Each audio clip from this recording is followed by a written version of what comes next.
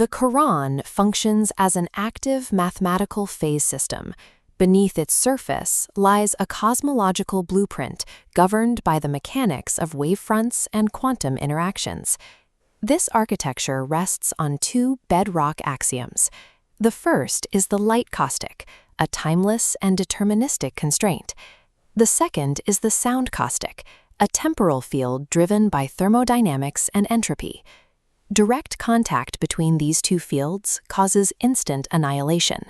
To prevent this, existence requires a protective interference zone, known as the buffer. In this model, the names recorded in the text represent more than historical figures. Entities like Mūsā or Iṣā function as dynamic mathematical operators within the buffer's parameters. Applying reason to these specific phase states converts the static narrative into a functional, actionable cosmological machine. The process begins in the Rahman field, the mathematical equivalent of the womb. This is a pre-measurement state of pure potential, operating entirely outside of sequential time. To manifest that potential, it must descend to Earth. This environment serves as a manifestation zone, where entry from the womb triggers the beginning of localized linear time. This model shows a particle descending into a flat plane, activating a ticking clock. This represents the decoherence interval. In physics, this is the time required for a quantum superposition to collapse.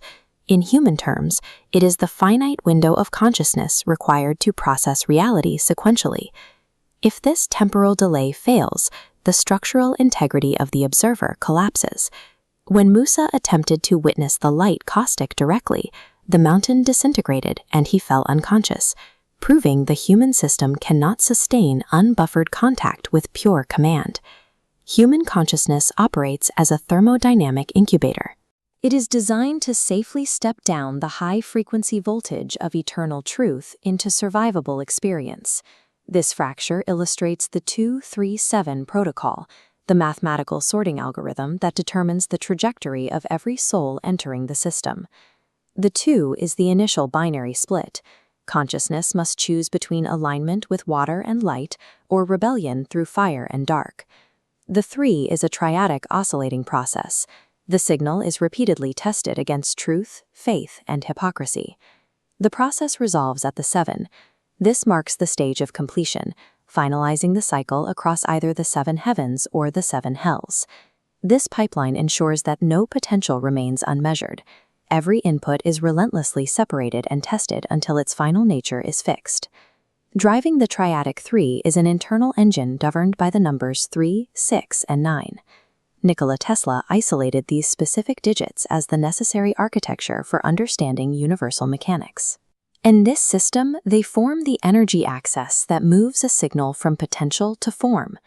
This graph maps a depressed cubic equation. The 3 corresponds to the curve's central inflection point, the exact moment of pure potential and initiation. The 6 maps to the curve's oscillatory slope, the phase of constraint and decoherence. The 9 is the final node, where the form achieves geometric stability.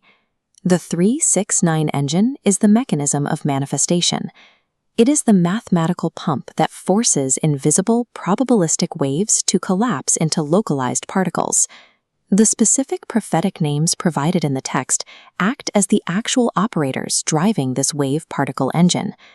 Iṣā, Mūsā, and Ahmed manage the heart's resonance. By purifying sound and delivering pure information, they function as wave operators that tune the internal human frequency. Conversely, Yahya, Solomon, and Ibrāhīm deal with structure and mass. From the physical constraints of the law to the engineering of the Kaaba, they act as particle operators that stabilize the collective human body. To maintain equilibrium, the Dawood-Suleiman throne complex provides an immovable iron anchor, locking the entire kinetic framework firmly above the buffer. These operators form a self-correcting feedback network. They are designed to shepherd the human signal intact through the entropic chaos of time. The output of this system is revealed through the dream imagery of Surah 12, the story of Yusuf.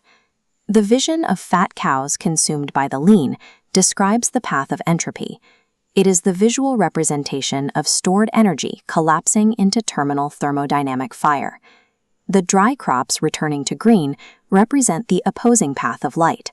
This is the defeat of decay through coherent, regenerative energy loops. This vintage photograph shows the Kaaba. Its stark, cubic geometry serves as the earthly embodiment of this cosmic womb and processing engine. The physics of the text dictate only two final states for any given soul: infinite thermodynamic decay or infinite structural renewal.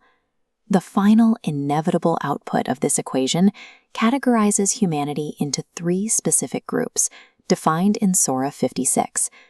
The left consists of those whose protective buffers collapsed into direct friction. The right comprises those whose buffers froze in static obedience. The foremost are those who achieved dynamic equilibrium. They maintained their decoherence window in perfect alignment with the light caustic. This cosmological architecture is already built. It is active, and it is endlessly processing reality right now. The final variable in this quantum phase system is not historical. It's your own consciousness, deciding in real time to burn as fire or stabilize as light.